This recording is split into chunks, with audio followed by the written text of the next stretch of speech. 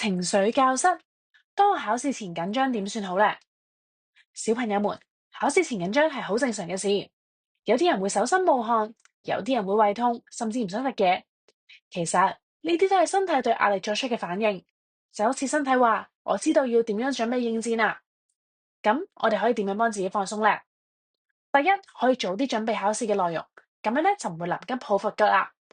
第二，可以將緊張講出嚟，例如同爸爸媽媽、老師又或者朋友傾傾，話俾佢哋知道你有呢啲壓力，佢哋可以支持你，甚至陪你一齊溫書。